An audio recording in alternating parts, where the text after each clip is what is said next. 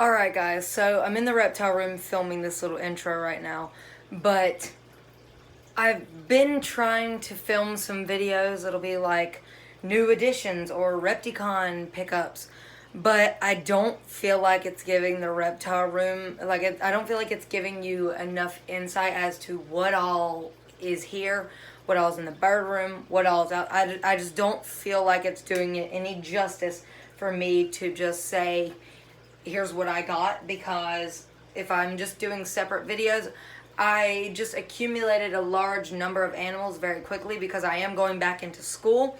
So I kind of needed to get everything I wanted before going back to school, if that makes any sense.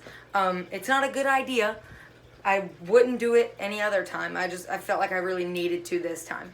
So instead, this is going to be a long video, but I'm just going to walk through all of the animals that I have. The reptile room, the bird room, and the outdoor animals. I'm just going to walk through everything, and it's going to be a long video, but also to look out for, I'm going to be making a new enclosure for some animals you'll see in this video that I'll mention when I get there. I just don't want to spoil it. I just picked them up the other day. See? Goes back to it. So I'm going to be making a new enclosure for them, and I'm going to make a YouTube video about that. But otherwise, let's get started. I'm just going to take you kind of relatively quickly and show you everything in this room. So the room is a little bit of a mess in here, but it's just because I'm currently trying to make some shelf space. I'm having to rearrange a little bit. I'm going to make the lighting as best as I can in here. I'm really trying to work with what I've got, but you can see it's not working too well for me. But yeah, I'm just going to take you through. Like I said, it is a little messy because I've got some things like a mixing bowl, fruit fly culture, fruit fly supplies, holding tank for fish for a new animal, peach seeds that need to be potted. It's a little bit of a mess in here, but I'm just going to do my best to work with what I've got. So we're going to start right over here.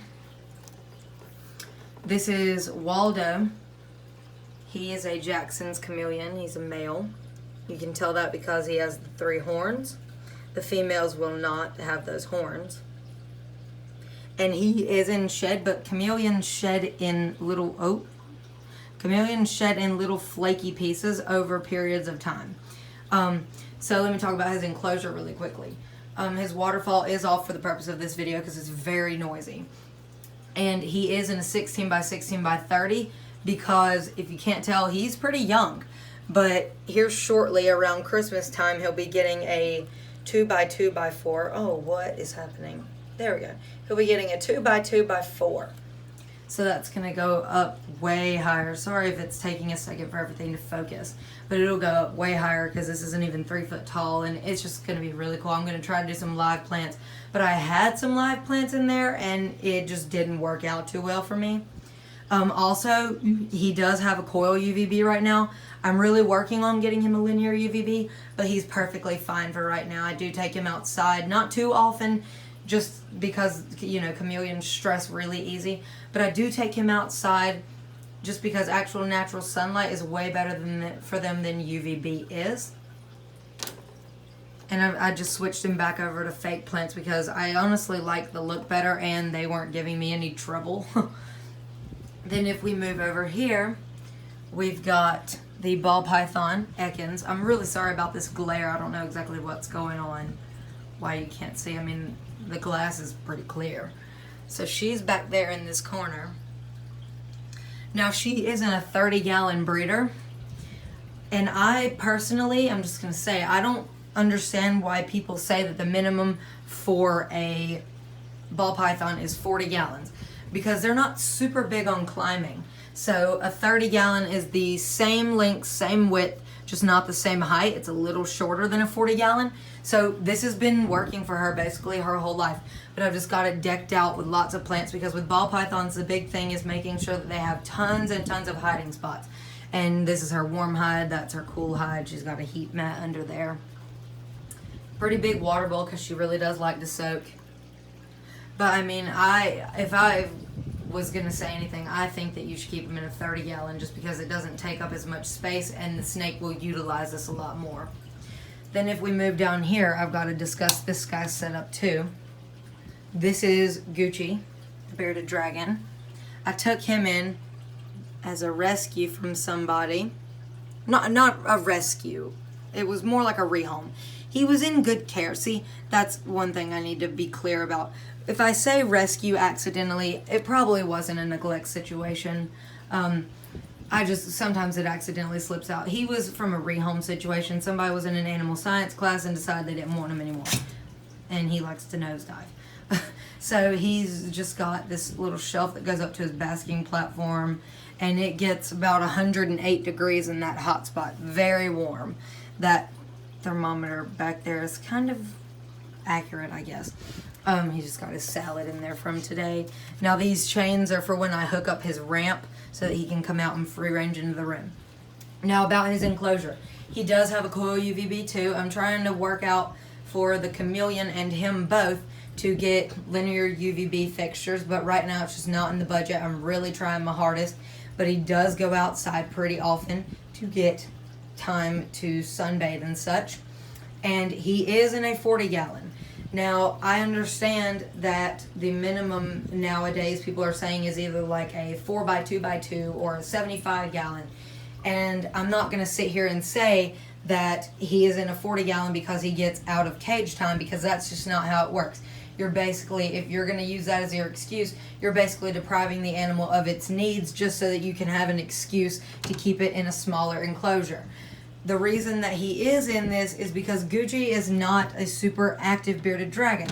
That is where I disbelieve in the theory of that you need a 75 gallon, because Gucci is not very active. He doesn't really move around much. He just kind of basks. He'll sprint a little bit, but he's not super active despite being young.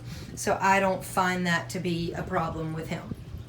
So that's kind of pretty much as far as that goes. Also, he does have loose substrate, but if you want to fight with me about keeping bearded dragons on loose substrate, please do some research. That's all I have to say about that. Moving on to right here, we have Pisces, the crayfish. I know Pisces means fish in Latin.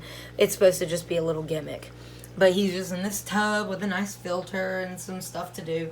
I really like that little guy. I actually bought him as a feeder for one of the animals that you're about to see. And it didn't end up wanting to eat him, so I just kept him as a pet. Moving on down to the bottom of this rack right here, we've got like my fish breeding center, I guess you could call it. Yes, the water levels are very low on these, but that's just because all of these are live bearers, and one characteristic of live bearers is they tend to be very jumpy. So I do not want them jumping out, because then that could mess up my colonies. So basically, for an animal that you'll see next, I needed to start breeding fish. So let me explain. I have mollies in this tank. This is the molly fry tank. This is the guppy tank, and this is the platy tank. So I did have 4 mollies, but unfortunately one of the females passed away, so now I have 1 male and 2 females. But one of the females is pregnant, so she is in the molly fry tank where she can give birth. I need to put some more plants in there. And all these tanks are run by sponge filters that are running from 2 different aerators. And there is no heaters because the water temperature stays pretty warm. And then I just have a male and a female in this tank. The Dalmatian is the other female, and the orange one, I believe it's called like the Sunburst or something, is the male. In the guppy tank, I did have 1 male and 2 females, but unfortunately all 3 of them passed away.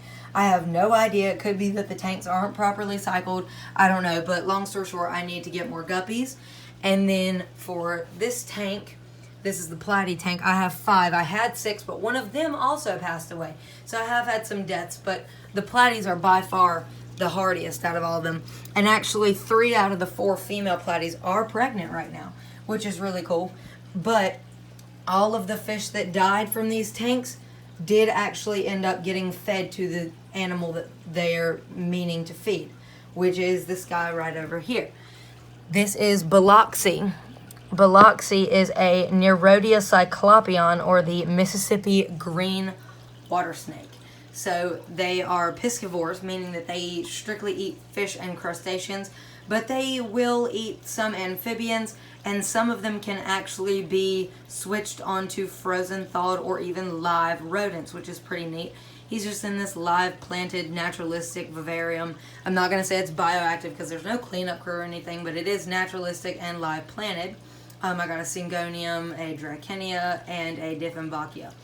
The Dieffenbachia, he tipped it over and it went under his basking bulb, so it kind of died a little bit, but it should come right back to life. And he's in a 40 gallon. Oh, forgot to mention, this is an 8-gallon tote, and all of these are 10 gallons. So he is in a 40 gallon. This is actually the 40 gallon that Gucci came in, but just because for maintenance and ease of cleaning and stuff like that, I decided to get him an Exoterra front opening. But this one works great for biloxing, and it's able to fit everything he needs. And this will actually get him for the rest of his life because they can reach 2.5 to 3 feet. He's only about 16 inches right now. So moving on into this 30 gallon. This 30 gallon has maybe 13 to 15 gallons of water in it. And this houses my baby pink belly side neck turtle. Her name is Asaro. And this is one turtle that I wanted for a very long time, but just never felt like I had the space to get it. Because females will get 8 to 9 inches and males will get about 7 inches. So they're potentially very big turtles. Now let me say that this 30 gallon is not necessary for the size she is right now. She's only about an inch in shell length, and the rule for turtles is 10 gallons of water per inch of shell. Now that does not mean that a 2-inch turtle can be kept in a 20 gallon tank halfway filled, because that's 10 gallons of water. So let me explain.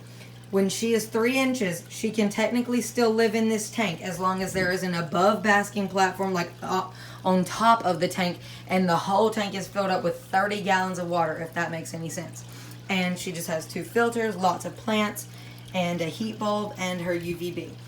And with turtles, actually, coil UVBs are recommended just because UVB rays cannot penetrate water. So it's only effective to turtles when they are basking. So therefore a linear UVB fixture is not necessary, and actually coils are really the only ones recommended by long-term turtle keepers. And she's just got her little heater, and her basking platform gets about 89 because they're what's called aggressive baskers. So they really, really like it to be very warm for them. Also, this isn't an animal, but I just thought I'd show you guys because I was very excited. For my birthday, my mom surprised me with some little lithops. And maybe there are some plant nerds out there too, but I really like them. There's just 5, you can see them. And it is their dormant season, so you cannot water them, they will die. And lithops are actually very well known for dying super easily because people will water them like another succulent. Even in their active seasons, when they're not dormant, watering them once a month can be way too much. But they're not an animal, but I just thought I would throw them in because I really, really like them. In here, we have a cohab setup with this huge, this is actually a bioactive setup because there's a cleanup crew and all sorts of stuff. Their water bowl needs to be refreshed, but they don't really even use it. Just got some snake plant and pothos in there. This houses Drak, which means dragon in, I believe, Scottish. And he is a brown prickle nape agama, or the Acanthosora lepidogaster. They are commonly sold in pet stores as the mountain horn dragon, but he is the species Lepidogaster. And then there's also a Wahlberg's velvet gecko in here named Mort that I'll show you as much. Oh, yeah, I almost got bit right there, and her bites really hurt. Sorry, I was jumpy. But that's Mort. She's pretty big. But they don't inhabit the same area in the wild, but they're both peaceful. They both just kind of do their own thing. Never had any problems housing them together. So that's why they're together. Then in here we have Angela. Angela is a Hemiphilodactylus typus. I believe the common name is the Indo-Pacific tree gecko. She's very cool. Wanted this little microgecko species for a long time, but they are strictly crepuscular or nocturnal, so you're not going to be able to see her, unfortunately. But she's about maybe 1.5 inches long, and she is in a naturalistic setup, no cleanup crew. Some things I just don't have enough isopods to go around, and there is no light on hers just because she does not need it. Same with some of the nocturnal animals in here. Now this is Calvin. He's my crested gecko, and I'm going to admit his setup is really crappy. I'm working on it. It's one of the setups that I'm still trying to get looking nice, but he's just got this one little umbrella tree that's kind of dying. His gecko hammock fell. I need to put it back up. I don't know exactly where he is at right now, but I could have just been looking past him. He's just in a 20-gallon that's been flipped on its side. So that's him. In here we've got Bridget.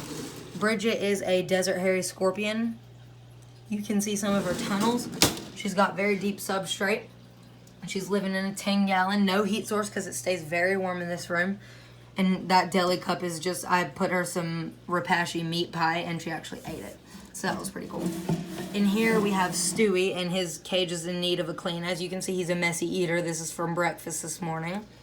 But Stewie is my little male mouse. I'm not going to show him because he's probably sleeping. But I actually got him by accident. He was supposed to be food for another one of my animals, but when we got home he was alive, so I couldn't feed him to him because I was just too sad about it and torn. So that's basically the story behind Stewie. Little male mouse, he actually does have some brain trauma, which is sad, but I mean, I'll get over it. And he does fine. He's actually been living for about 2.5 years, and when I got him, he was labeled as an adult mouse, so he's doing extremely well to be an adult mouse. I don't know what I'm doing right. Also, I'm going to go over the other animals on this rack later. I'm going to pull them all down and show them all to you. So I'm just going to go over these animals really fast. This is Val. She's in a bioactive 10-gallon. Here, I'll put this light on her just so that you can see her set up a little better. She's a Madagascan clawless gecko, or Ebonavia anninguis. She's a female, sexed. And I really, really like her. She's super cool, very personable. And I do see her pretty often at night. I like to come in here. Like, I'll wake up at like 12 o'clock and I'll come in here and check on all the nocturnal animals. It's pretty cool to see all of them. But she's just in a 10-gallon, which is way bigger than the required size for her species. But I like to give her the space that I can. Then right next to her, this guy does have a light because he is actually a diurnal gecko species. This is Dwight, and if you didn't already get the theme, all three of my micro geckos are named after the Office characters. We've got Angela, Val, and Dwight. I thought that was pretty funny. Dwight is a Spherodactylus elegans, or the ashy gecko, and he is actually right there on the background. You can see him, how tiny he is. I just cut this little Exoterra background to be a customized size for his tank. I don't know how well you can see him. I got him and Angela actually from Josh's Frogs in the same shipment. And he's just, his enclosure, he's in a 5.5 gallon. So is Angela, meant to talk about that. And I really like this setup. There's actually a piece of cork bark buried into the substrate down there. I don't know how well you can see it. I can't even like access it if I wanted to. It's very, very buried under the surface to where that he can feel safe if he wants to. But I really like that little guy. He's super cool. If you have the experience, I would definitely recommend getting into micro geckos because they're just super neat. You can see his banding right there. When he gets older, he'll just become very speckled.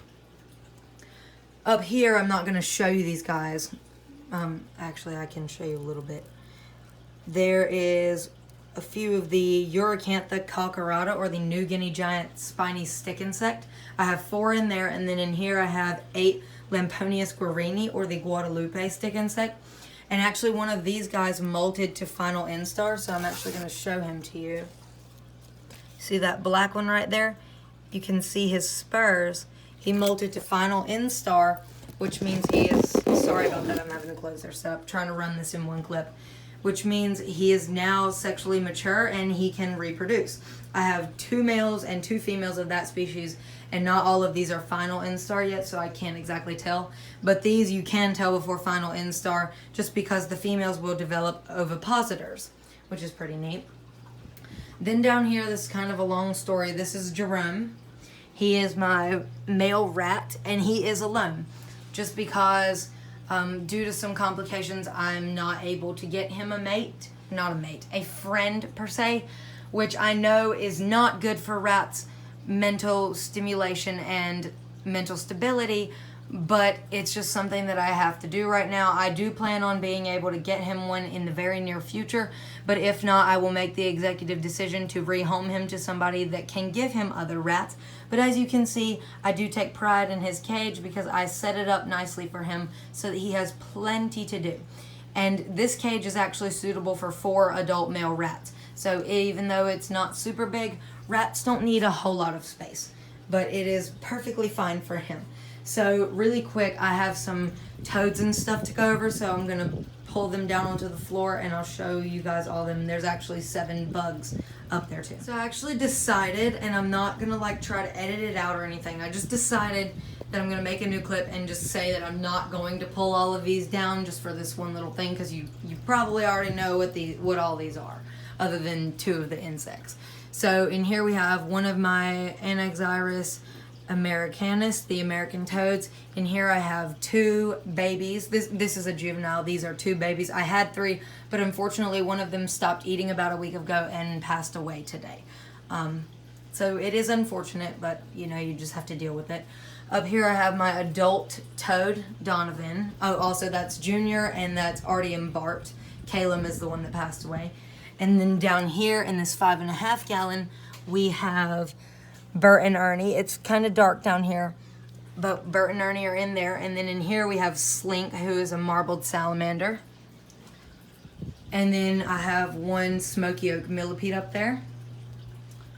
And then the last 2 things on this shelf are a Centrorides gracilis, sorry about that, or the slender brown bark scorpion.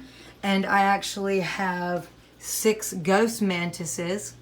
They're all, like, I believe they're 3rd or 4th insert. No, it had to be 3rd. But actually, a girl from Instagram sent those to me. She goes by the username @OutdoorGirl, so please go give her a follow. She posts a lot of really cool bug posts, and she does breed a few insects, I believe. And she very graciously sent me those, and just in case she's watching, they are all doing great. They're all eating. All 6 of them are still alive. I don't know how well you can see that, but they're just happily living right up there. So that is all of it for the reptile room, and we're already at like 20 minutes. So now I'm going to go through all of the birds, and then we have more birds outside, and then also some more stuff to continue on outside too. Really quick before we go to the birds, I just wanted to show y'all my 2 dogs, Jack and Stella. This is Stella, that's Jack. They are a little on the bigger side of dogs, but that's kind of how they were when we got them, except for Jack. He was actually, I don't know, I'm blanking on the term. He was super, super skinny, basically. He was malnourished. It was sad. And then Stella has always been big. She just kind of sits there and does her own thing. So those are the 2 dogs. That's Stella and Jack. Sorry about not being able to focus. Sorry for all of the mess in here. We actually vacuumed yesterday, and I cleaned the pigeon cage yesterday, but everybody decided that they were going to just make a mess again. So I'm just going to try to run through these as quickly as possible. And this is also my bedroom. So I have to share this room with 18 birds, but it's what I love. So over here we've got my sun conure Nigel, who's currently begging for attention. Hi, bird.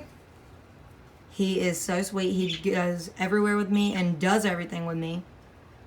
Very sweet little guy. He actually just went to the mountains with us. In here we have all 8 of my budgies. There's one right there. Lola on the pink perch. That is Maria. Let's see. Where's another one? That's Anna in the back. In the back there is Rosa. On the natural perch is Stormy. I mean, that's Cirrus. Sorry, I was looking at Stormy when I said that. That is Cirrus. That is Sky. And that is Stormy down there on the ground. So that's all 8 of the budgies, and they're just in this really huge flight cage. And it provides them with enough space for actually 12 budgies if I'm going by the rule for budgies. So I actually do plan on breeding them because I actually did find some eggs in the bottom that were cracked open. Found those like a day ago and just forgot to get them out. But they've actually been going down there and snacking on them for extra calcium. But I'm pretty sure that I have 3 males and 4 females. I mean 5 females, sorry.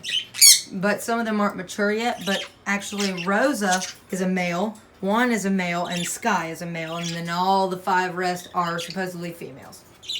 So then over here we have the zebra finches, Atticus and Hera.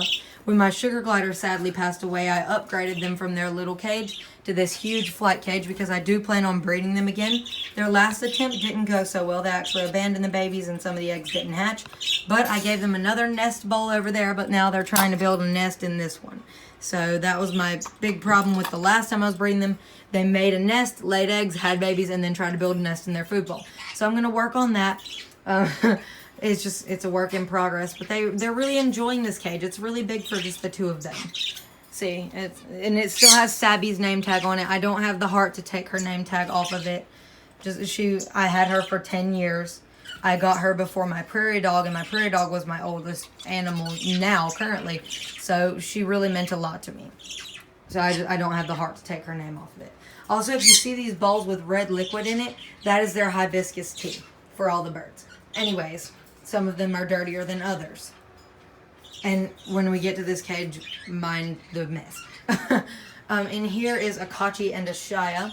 A Kachi is a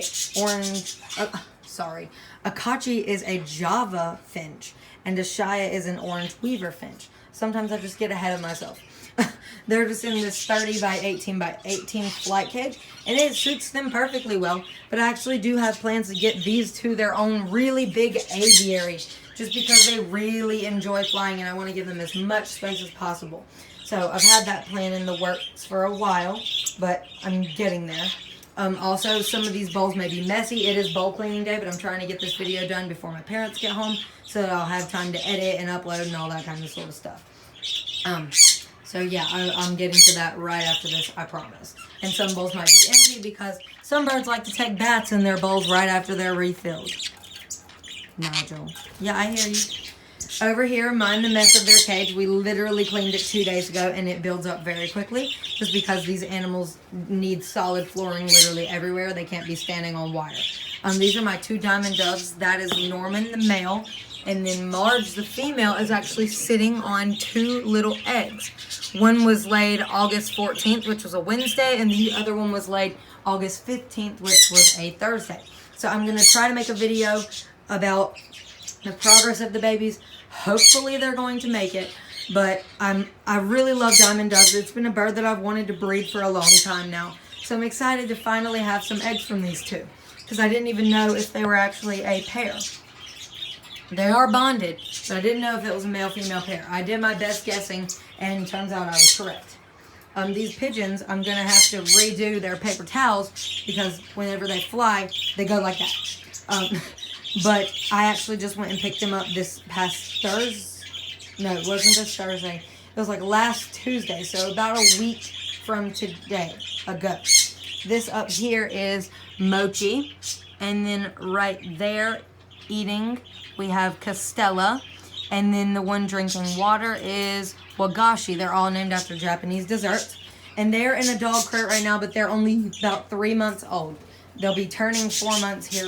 Well, actually, Castella will be turning 4 months here very shortly. Her birthday was May 1st, and Mochi and Wagashi's birthdays were May 14th. They're twins. And that's the reason why they're in a dog crate. They haven't mastered flying yet, but these 3 are the ones that are actually getting a new cage. We ordered a 10 by 10 dog kennel. It's like 10 by 10 by 6. And we're going to throw some flight netting over the top, board in the base of it like around so that they can't squeeze out. It's going to be really cool. I plan on getting some Sarama chickens and bob white quail to go in with them. But I think they're going to be very happy. I also plan on getting more pigeons. And I think I'm actually going to get into showing pigeons because I just think they're super cool. I really like pigeons. They're really neat. I've wanted some pigeons for quite some time now, and I found them. They're Oriental Frills, in case I didn't mention that. But they're just in this dog crate for now until Southern States gets the dog kennel in that we ordered. It said it could be up to 2 weeks before it gets here, and my mom ordered it yesterday. So that's on the way. And then here we have Daisy May. Daisy May is my rabbit, and this is just her cage until we can get her own 10 by 10 outside as well. So that's the best I can show you.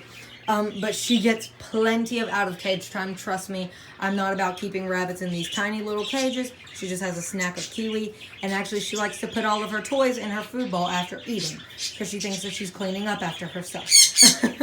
But yeah, we're working on getting her a 10 by 10 as well. But as you know, those can get expensive very quickly. And we got her as a companion for my other rabbit, but being two unneutered females, it was a mess, and they just did not get along. But that's actually it for this bird room. So now I'm going to move outside and show you the 5 animals outside. Sorry for any excess noise that happens while I'm out here. Some neighbors might start mowing or something. Just want to apologize for that beforehand. But there's 5 animals right here, and we actually have a fish pond out front that I'll show you. So first thing is Buddy, the prairie dog. And in the last All My Animals video that I filmed, I didn't end up uploading it, but he actually only had this upper portion. Well, we went to this animal sanctuary in Coates, North Carolina. It's called Animal Adventures, and I suggest that if you're ever here, definitely go check it out. It's worth your while. They have a really neat selection of animals, and they have great care. I love it there. We're actually going again August, I don't know the date actually, just this upcoming Saturday. We're going again because I loved it so much. And my dad saw how they did their prairie dog exhibit. They had it all on the ground, and they had about a foot of digging room. So we got home and we made him this lower section. So he's just got this little ramp, goes down. He kind of buried it with hay, but if you can see that little hole, he still makes it down there. But he's got this whole section to dig in. And that's his little ramp. It's got some little spots for him to be able to climb up easily, but he's actually been working on some tunnels right there, if you can tell. And his cage is 6 by 4, and I think the height is actually 6 as well, because when you look at it right there, so like each portion you could say is about 3 foot tall. And he's got maybe, I believe he has like 10 inches of bedding in the bottom, which isn't a whole lot, but it's plenty more than he needs to dig tunnels. And he's just got 2 water bottles because it gets pretty hot out here. And then he's got 1/3 of his upper portion is his indoor hutch.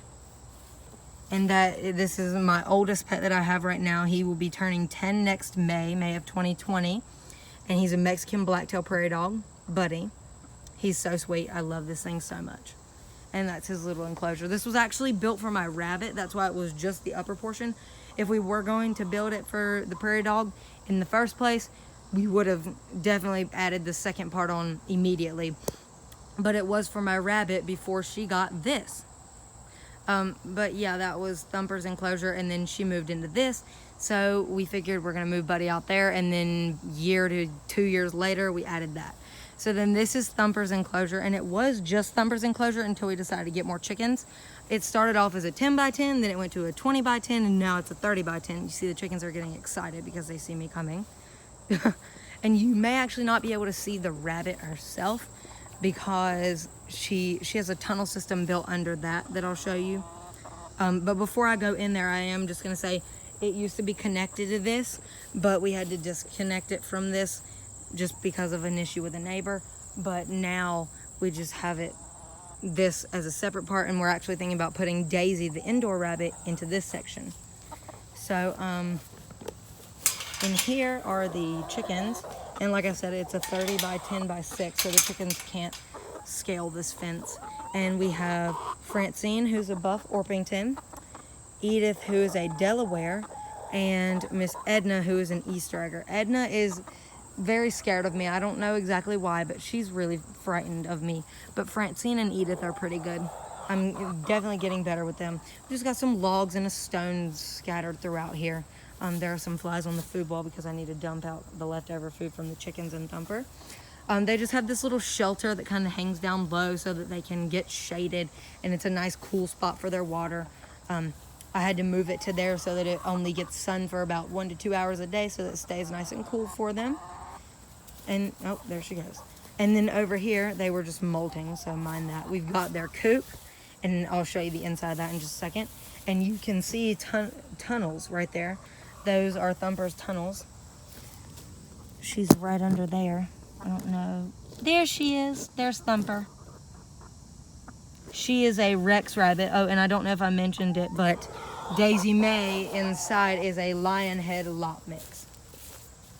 A high percent lion head though, just because her ears don't really flop, but her mom was a lop and her dad was a lion head. This is the inside of the chicken coop. Oh, what is the lighting doing? It's just got this roost and some little hangers for me to hang treats and baby cakes and stuff from. And they got this feeder in the middle that has some, they're still on chick pellets because they're not laying yet. And it's got some economy seed mix in it with some mealworms and such.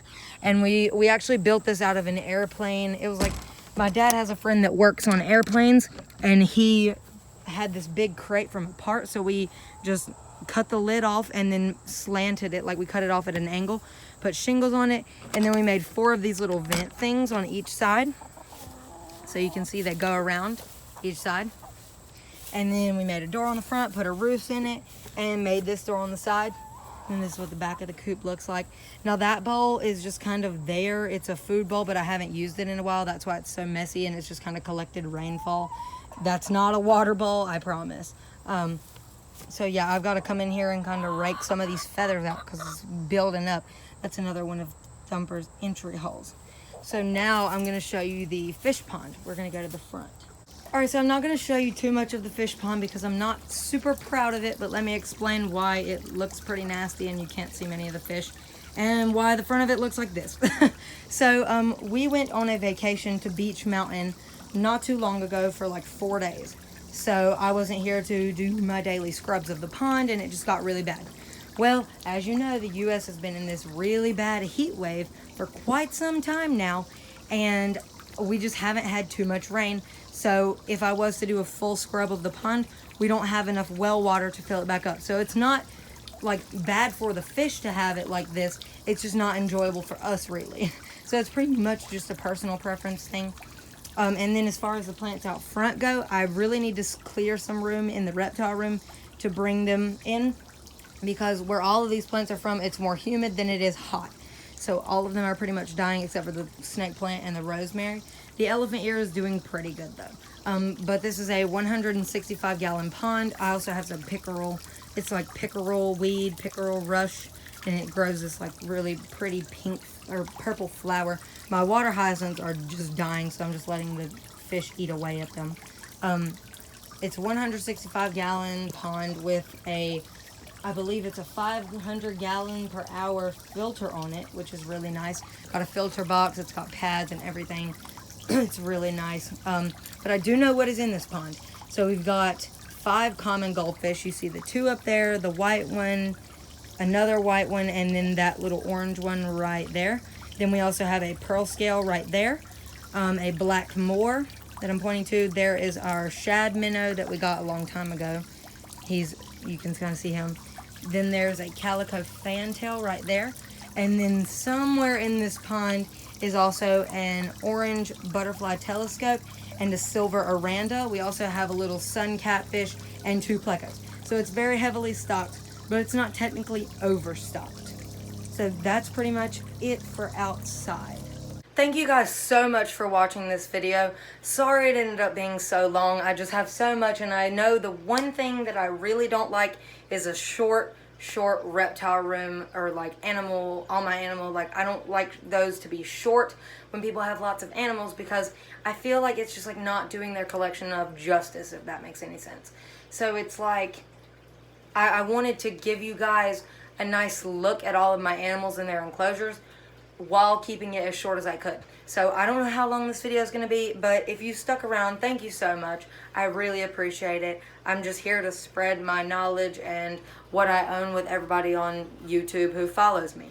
But let me just say, I know everybody says this, it's not easy having this many animals. It's really not. It's not something for everybody. It's absolutely not. It's my whole like, it's basically my whole life. I don't do anything else other than care for my animals. I have to wake up for school an hour extra early just to get the bare minimums done, if that makes any sense. So it's not easy. If you really want to get into animals, start slow. Make sure that you're capable of doing the minimalistic things so that one day you can maybe get to someplace like where I am.